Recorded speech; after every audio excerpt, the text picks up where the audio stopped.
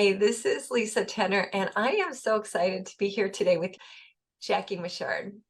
Jacquelyn Mitchard is the New York Times bestselling author of 25 novels for adults and teens, and the recipient of Great Britain's Talkabout Prize, the Bram Stoker Award, and Shirley Jackson Award, and many others. She's been shortlisted for the Women's Prize for Fiction. And her first novel, The Deep End of the Ocean, was the inaugural pick chosen by Oprah herself for Oprah's book club. That book alone has sold over 3 million copies and is published in 35 languages.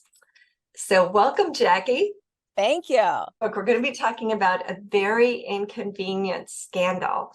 And I have here what Good Morning America said. They picked it as one of the must-reads for the end of the year. So the year's not out. You're probably going to be sitting on your sofa with a warm cup of tea or hot cocoa at some point, and you need a good book. This is it. It's just fabulous. So, Jackie, I want to start with how you always have some juicy story about where you got the idea for this book. Often it's from your days as a journalist or something you read in the paper. Where did this idea come from?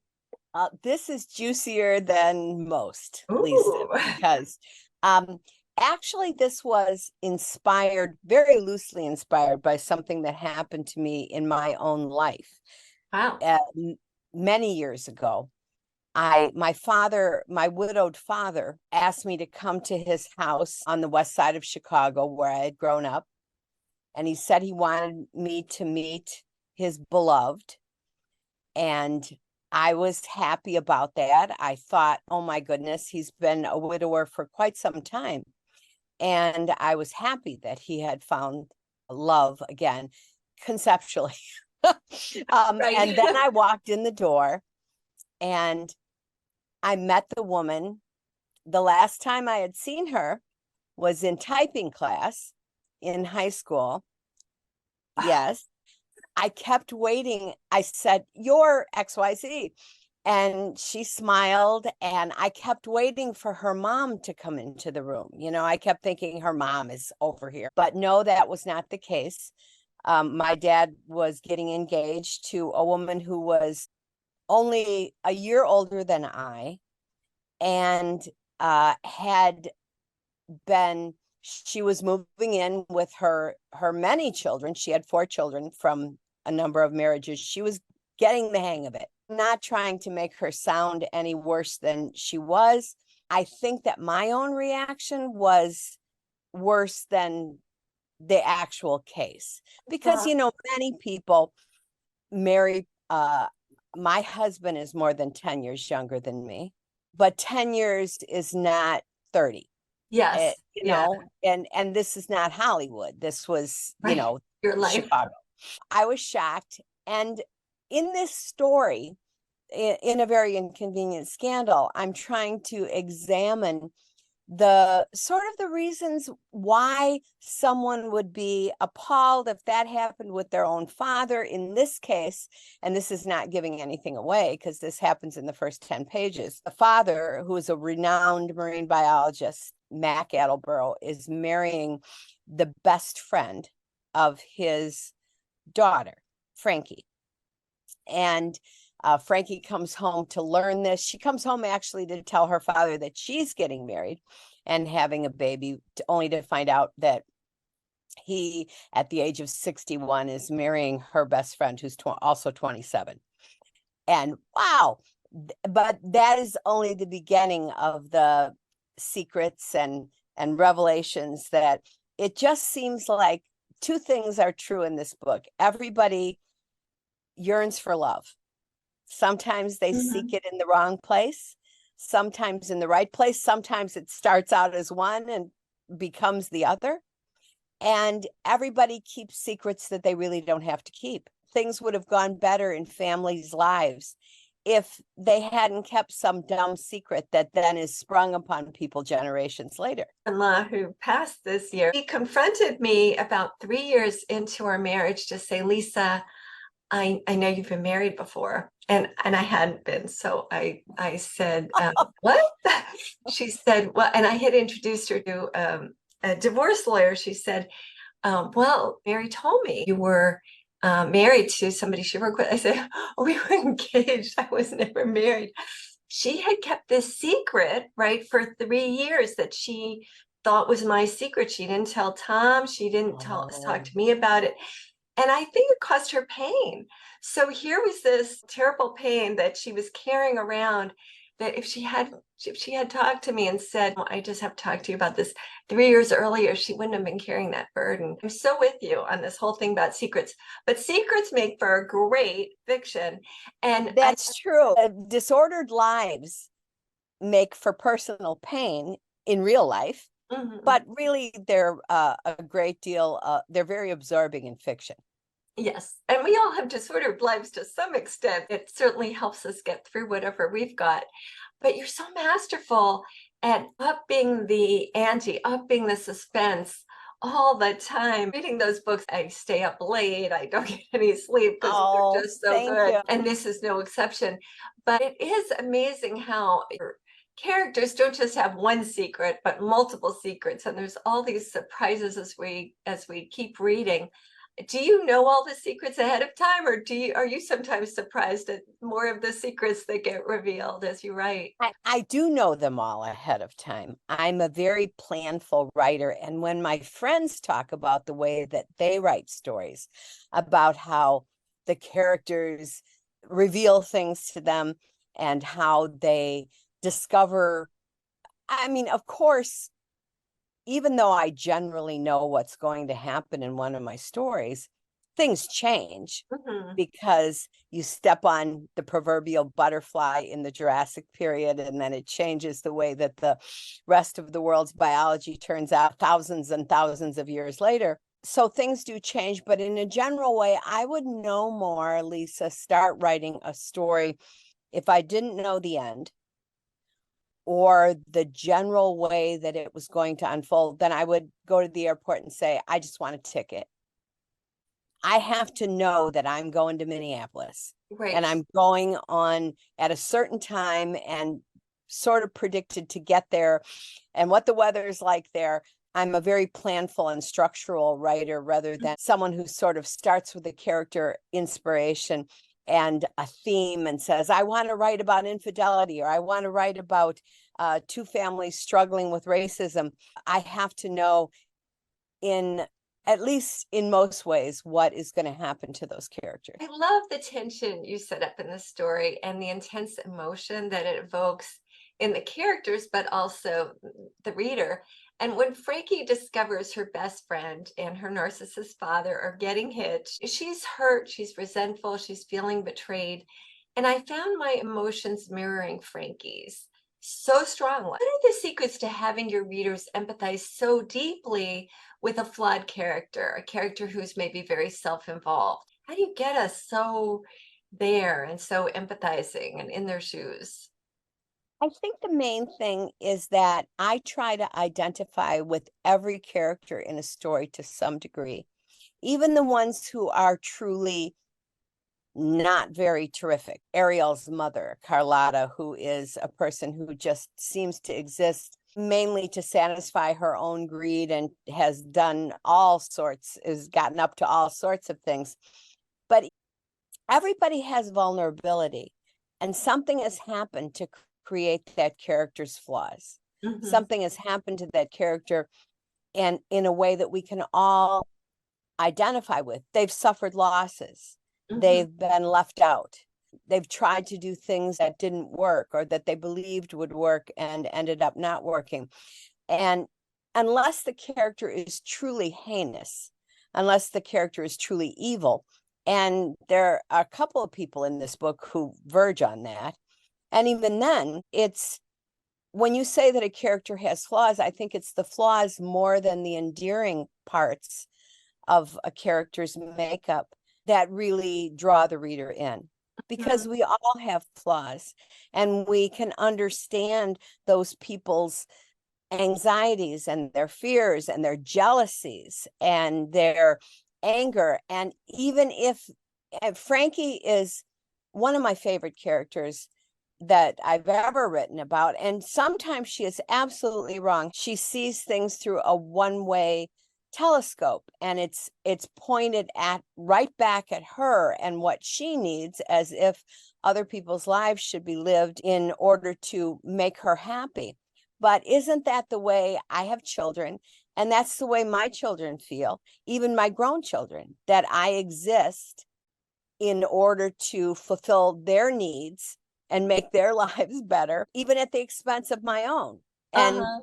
quite happy for it to be at the expense of my own. I guess all of us, to a certain degree, are self-involved, but these characters in this story really have to. Mac has no idea why she's so upset. Her Mhm. father has no idea why she's so heartbroken that this is happening in her family. And I guess it's a failure of empathy all around. Mhm. I guess if we practiced more empathy instead of just carrying around our pain, there would be a lot fewer therapists in business. I think that's true. It really takes something just to get out of our own heads and minds for a minute to see, well, what may the other person be thinking and feeling and going through. So fiction is such a wonderful tool for actually growing that muscle. You mentioned, so I was going to ask this later, but since you mentioned your children, you have 9, is that right? 9 children? Yes, I have 9 kids. I have 5 sons and 4 daughters. All of my daughters were adopted, and now I have 2 grandchildren, 2 Wow. little grandchildren, 1 and 3. And So, I thought someday you will come to this too. And I thought that when I had grandchildren, I would just feel like a sofa, someone who was absolutely redundant. But it's thrilling. It's thrilling to have people love you unreservedly. My grandchildren, well, they're babies. I mean, they don't know me very well yet, but uh, to have someone love you that much and yet not be responsible for building their character. it's an easier job in some ways. How did you balance all that, all these children, and not only writing your own books, but you do editing, ghostwriting, you teach at Vermont College of the Arts. Like, how do you balance all that? What are some of your secrets?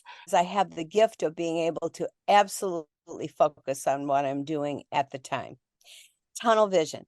Uh, And if I'm going to commit to it, I'm not going to get distracted by it. Now, it was harder when my children were younger, of mhm. course, because they had more vital needs for me. They still have plenty of needs for me. But in that large of a family, if the family is at all functional, in some ways, they also look out for each other. Oh, And that's so wonderful. I don't want to give the impression that my children are peer raised, or like the families I grew up with in Chicago, the Catholic family next door. The father was a cop and the mother stayed home, and there were 13 kids, and the mother was just gone. I mean, she was out in the yard staring at the horizon. This was an intentional family. We wanted to have a family that incorporated a great many lives. To my great relief, they are each other's friend group. They are very supportive of each other, very involved with each other's lives. And that makes it easier for us. I cannot imagine being part of a deeply dysfunctional family, or the parent of a family where the kids were at war or Mhm. anything like that. If somebody is easily distracted, maybe get this free write machine or find ways to make sure you're not going to get distracted. I wrote about it, and dozens of people have written to me and said that they purchased it. I mean, it's expensive. I think it's like $300. Mhm. But when you think about what you spend in terms of lost time when you're drawn away from your writing at all junctures, it really becomes something. It's portable, it's little, it's very, very cute. And you can send me one free, right? But they've been around for a long time.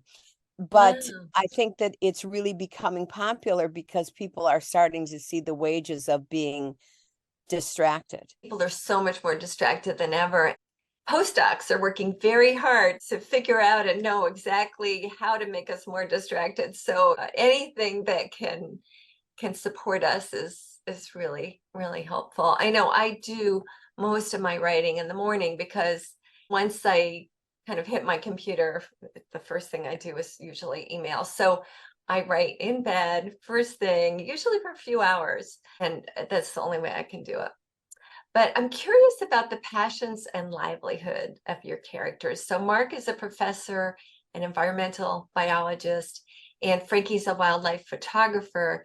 Did you know about these fields, or was it more you were really interested in these fields and thought this would be fun to research? It seems like you have such in-depth knowledge. Did you interview people in these fields? How do you get there to understand like what she's thinking when she's taking a photograph, for example? I'm very interested in wildlife biology, and I majored in biology in college. I'm very interested in that kind of thing. But what I really needed was a profession that could be wound in with the themes of the story. Mhm. And this is very much a story that is sort of thematically about the ocean, about the fact that people come from the sea and they go back to the sea.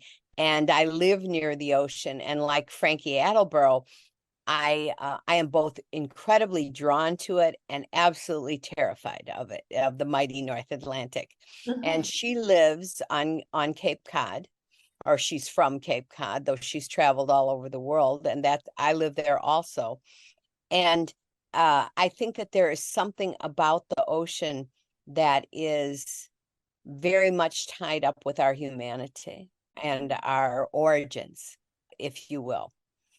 I also just needed a profession for those people that was interesting, Mhm. because very often in fiction, if you have a female protagonist, that person is likely to be a pastry chef, a teacher, or something super, super glamorous like a model or an actor.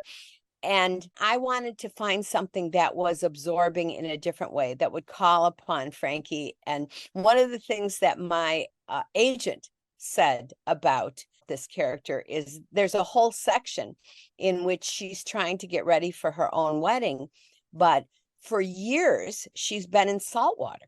That was the original name of this book, as a matter of fact. And her hair is absolutely fried. She has to have her hair basically cut off into a little pixie cut in order to get down to the healthy parts of her hair.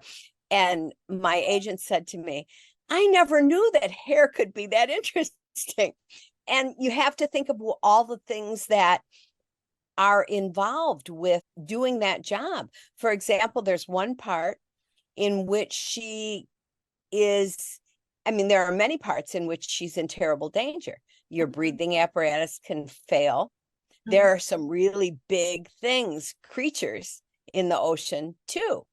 And if and have um they don't have any rules about the way that they're going to treat you. There's a part of this book that deals with her encounter with some orcas Mhm. that is, that to me is really scary. And Yeah. that actually happened to someone who I know, whom I talked to. So did you find that person? Like, are you researching to find people you can talk to about dangerous situations? How do you get that information? Well, I did talk to a woman who is a Hungarian woman. She's a chef now, but she was a spearfisher and an underwater diver and and photographer, and she was absolutely fascinating and had done things that no other person had done. And that's how she owns her own restaurant now, and it's a seafood restaurant, oddly enough. But she fished for her own, she spearfished for her Uh-huh. own food for a long time. And so I did, but mainly for the inspiration for the photos themselves, I relied on the beautiful photography of Brian Scary and David Dublier. Mac is modeled after them. They are both wildlife biologists and unparalleled underwater photographers who have made amazing photos Uh-huh. of creatures that you can't imagine even looking at through glass, and they're right next to them. It seems like just about all your books most that I've read have something about the sea in them. And there's certainly a lot of this, the dangers of the sea. It does seem like because the sea does have sort of this fear around it, it seems to me almost that it makes it such a richer topic than even somebody maybe who just loves the sea purely and has no fear of it. It seems like it becomes like such a powerful character. Indeed. And also in this book, there are literally ghosts in this book who Mhm. come from the sea, people who have died in the sea. And if you're not afraid of it, you are really naive because it's not the kind of environment. I mean, it's beautiful. And when you go swimming in Hawaii or well, even there though, when you go swimming, Waves. yes, in water that's so jeweled that you can look and see all the way down, you're still in an environment that is not your own as a Mhm. human being. And so whenever you're in an environment that's not your own, you're naturally at a disadvantage. And people don't realize it because they don't realize the inherent risks because it's so beautiful and forgiving. And it is a part of us. Many people have said we are made up of salt water. We're made of tears and blood. We are drawn to the sea because it is our natural environment in some ways. The whale people and the shark people who live there all the time are much better adapted to crisis. And Mhm. in this story, there is plenty of crisis involved with getting in trouble in the ocean. And I guess that's my own. Stephen King always says, what are you afraid of? If you're afraid of a giant bug, then you find a way to create an environment in which you open the closet and a giant bug comes out and gets you. In some ways, though, I go to the ocean. It's the equivalent of the moorland for Mhm. them. When I have things on my heart that I want to think about, I go and look at the ocean. I don't go in it. I am the kind of person who goes in the pool. If there was a pool in my yard, I would be in it all the time. I have some fear of the ocean too, so I'm with you there. I'd love to ask you more about writing. Right now, I only teach at the Yale Summer Writing Institutes, Uh-huh. only in the summer, because I decided that I wanted to devote uh, more of my years to editing the books of people who are aspiring writers and also to working on my own writing Mhm. and try, because every time I write a book, I try to make it better. People say to me, well, you know how this goes now. It must be easier.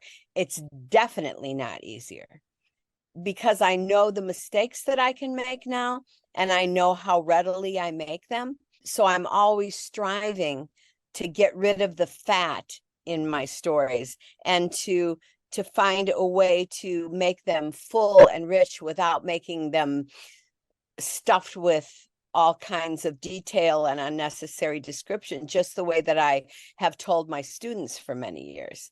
Well, And so I'm learning all the time. mhm. And sadly for me, it never gets easier. Well, I want to say that I think you've really succeeded with a very inconvenient scandal, upping your own very, very high bar. And there's not a wasted word in this book. It's so rich and such a completely enveloping experience and just beautifully written. But Thank I you guess so that's going to much. make your job harder on the next book, right? Well, I've already started the next book. And boy, Lisa, I was telling you before we started this interview that the this is the first time I've written a story that really is sort of true crime. Hmm. It's based on the first criminal case that I covered as a young newspaper reporter 35 years ago. And the uplifting story of a woman accused a brilliant biology student who gave that up to become a high-priced call girl and then was accused of murdering her two most devoted clients. But again, once it's in my hands, I'm going to take all kinds of liberties with that story Mhm. In fact, in real life, the story in real life, no one really knows how it happened or who was guilty and how. But in my story, there's going to be all kinds of surprises and all kinds of empathy in places you could never imagine. Wow. Wow, I can't wait. All right, so a few writing questions. So, Yes. what are some of the most important writing lessons that you most hope that your students will absorb and embody? Two of them are, and they seem opposed to each other. One is to be patient with your story and don't rush any part of it. Even Mm. if you write quickly, make sure that you're telling the whole story and not just sort of saying to the reader, oh, you know all that. Find a way that is succinct but thorough to tell the reader what you need the reader to know. And also, don't hide things from the reader except in plain sight. Don't keep secrets from your reader. Ah, Everything in the story, when you get to the end, you realize you've known everything the whole time. The re wow. You should be able to say, that's why she did that. I have clients and students all the time who say, I want there to be an element of surprise. And there, if you are skillful enough, there always is an element surprise, but it's hiding in plain sight. Our writers really shouldn't try to trick a reader Mhm. and say, oh, yes, that was his twin brother the whole time. He just had plastic surgery. Don't ever try to trick a reader, because you should respect your reader and realize how smart that reader is and how invested. It takes a lot of emotional, not to mention financial wherewithal to want to read a novel, to Mhm. spend 350 pages with someone, with a group of characters. So the more respect you have for your reader's intelligence, the better I think the story is going to be. And Mhm. the other tip, I guess, is many writers drag their feet. If I have known one writer, I've known 50 who say, I have 6 novels that are halfway finished. Completion is the essence of creativity, also of being published eventually. And Mhm. I think that there are so many reasons that people don't finish what they start, but the biggest one is fear. How am I going to? This book started out with an idea that was like a house on fire. And now what am I going to do? I've gotten to the middle and I don't know what to do with these characters. And that's when you have to really dig deep into the character and into the story and say, what would I do in this situation? And don't take the easy answer. Keep asking. Keep asking and keep persevering, pushing through toward when you get to what on a racetrack they call the clubhouse turn, when you get to when right before the horses are going to cross the finish line, that's when you can really take satisfaction and know that if you have paved the way for your story, the ending should be bravura. It should be symphonic. And you'll Mhm. be able to do that if you've stuck with it and done all the prep work for the great conclusion, for the great meal that required all those ingredients, for the great symphony that required all those notes. The ending is really your triumph. And in some ways, that last line is as important, if not more important, than the first line. Wow. That is profound. You're a ghostwriter, and I know some of my readers aspire to that or are considering becoming a ghostwriter. What are some of the skills that it takes to ghostwrite a book, would you say, in addition to being a good writer?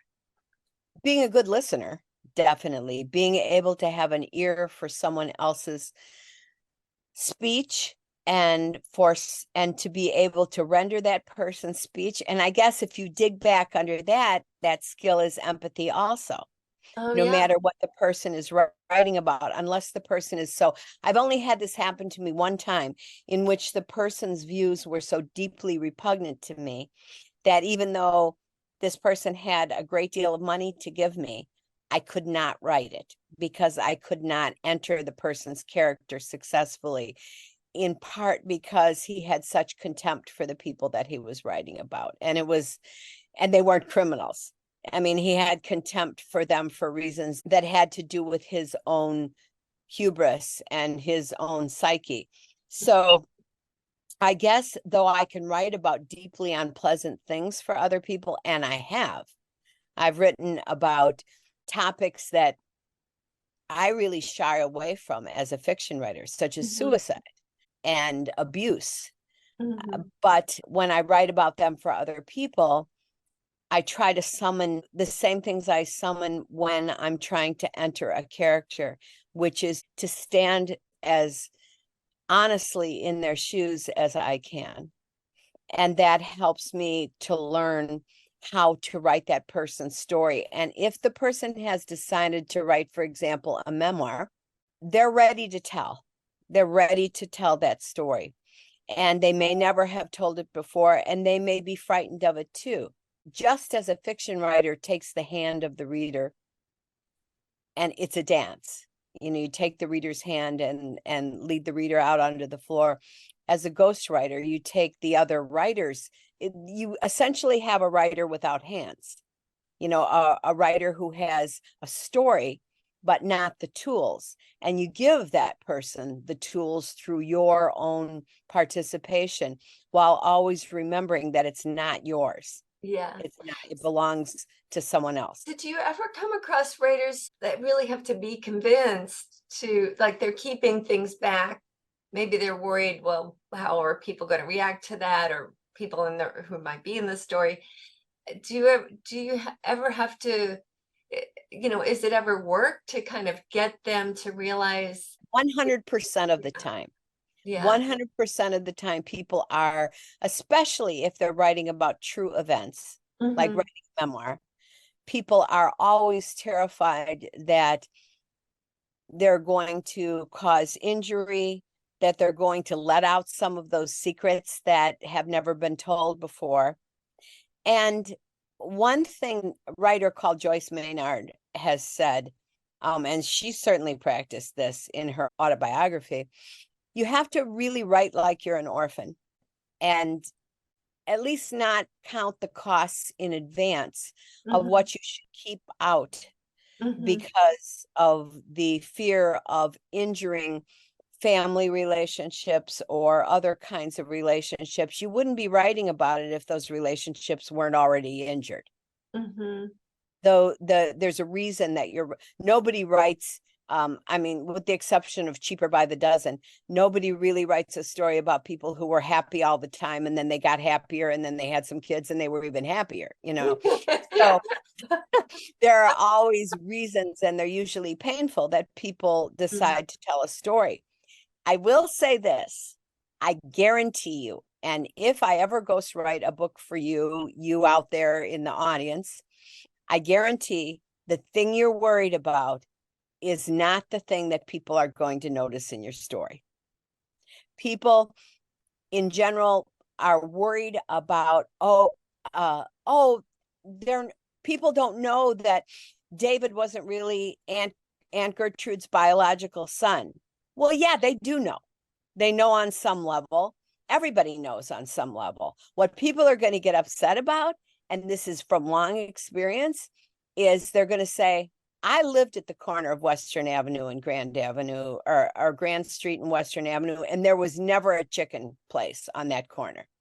They're going to get upset about things that you had no idea, but are deeply important for some reason to someone. Or she never wore blue. No, it was purple. She always wore purple. They say that God and the devil are in the details, and that's absolutely the case. But sometimes I think we have an exaggerated sense of our own importance, because in all likelihood, the people you are most worried about are never going to read your book anyway. Yeah. And you can also it's making a big assumption. Right. And you can also prepare them and ask them if they want to read it before it comes out. And there are things to do. But I think, too, it can be really healing for a family when that story does come out, whether they read it or not. There is something that shifts, right? That the truth absolutely frees us. Absolutely. Yeah. It can purge away generations of shadows when Mhm. someone tells a story, and the story that was so damaging in the living turns out to be healing in the telling. That's beautiful and I think true. So I wanted to ask you a little bit about some of your writing habits. What time of day do you write? And maybe you write all times, but if it's a particular time, what makes it especially juicy? Just exactly like you. I usually wake up, do my mail, and my sort of diligence in answering anything that students, or in this case, when I have a new book out that publicists and other people want to talk to me about. But then when I start doing my uh, actual writing, it's for a period of a couple hours, 2 to 3 hours in the morning. After that time, I find that I can write other kinds of things, or I can do editing. But if I write more than 2 or 3 hours intensely, I start to get tired and make mistakes. Mhm. And I'm not as mentally or emotionally fit as the day gets longer as I am when I first wake up. I am what do they call those people? They call them larks. People who get Mhm. up early and do their best singing first thing in the morning. That's how I am. And I know many, many people who write late at night, and they find their greatest inspiration late at night. But by the end of the day, I'm exhausted. And oftentimes also, my youngest kids are in high school and college now, but my house is quiet in the morning hours, Mhm. and I can sit in my bed, as you do, with my lap desk in front of me, and just concentrate on that story and enter deeply into it. Because when I'm writing the things that are most important to me or most urgent to me at the time, it's almost like a trance state. Yes. And I feel like I go down into it, I remain in it as long as it's productive, and then it's sort of a wake up to come back out of it. It's like a second awakening for the day. But by noontime, or at the latest 1 o'clock, it's time to go make potato soup or something, and not do any more writing until the next day. And I don't write every day. Uh-huh. I don't um and I, nor do I wait for inspiration to come to me. I write when it's important, but I have to go away from my writing sometime to let the well fill, Mhm. and then go back to it again. Because if I just keep pushing myself when I don't have enough material, when I don't really know what's going to happen, then it's garbage in and garbage out.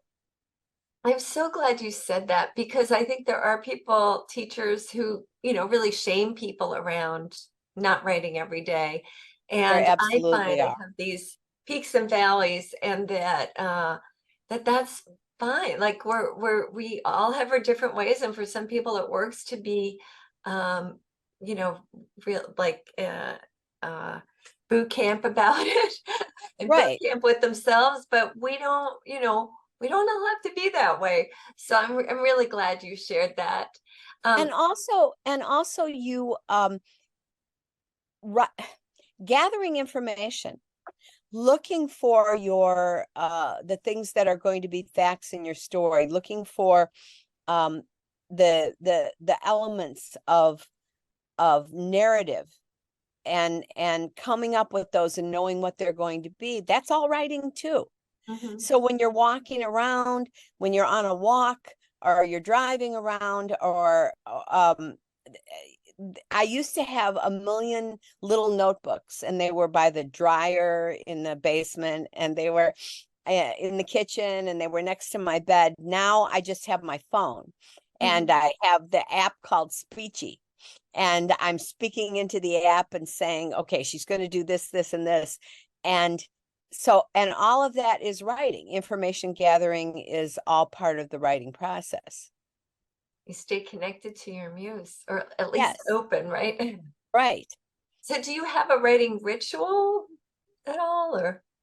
No, just what I told you. Yeah. And I can, if I happen to be in O'Hare Airport at 6 o'clock in the morning, I'm going to write there too. If Hmm. I happen to be at a writer's residence, I don't really go to them anymore as much. But if I have wherever I happen to be, the morning is always going to be that time. I don't I wish I did have more ritual in my life. I wish I did have certain candles and bells and music and things like that, but anything will do. Yeah, you Anything don't will need it, do. but Mm-mm. sometimes it's fun. Sometimes the music Oh, like sure. playful. Yes. Yeah. Yes. I So believe that ceremony is just really integral to human life yeah. and fun. So I was going to ask you if you ever get stuck and what you might do when you get stuck, but I have a feeling it's going to the sea, isn't it? If you ever need to. It is. And also I didn't used to for 100 years.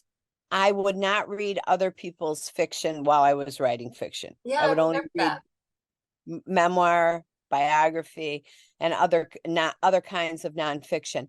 Now I do.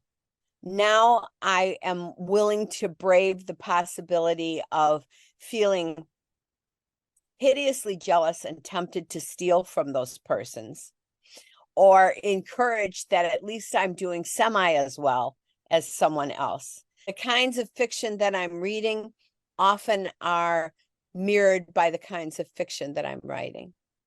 If not exactly, then I write what most people would call realistic contemporary fiction. It's not mystery, though there are always mysteries in it.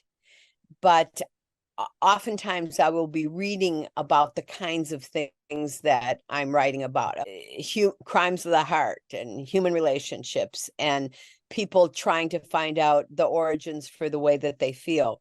Hmm. And I'm not afraid to read. And I always try to read people who are better than I am. I read the writing of my favorite writers, Andrea Barrett, Rebecca Mackay, Charlie Finch, who writes British mysteries and is just aces at doing that, and many, many other writers. And Napolitano has her beautiful recent books like Dear Edward.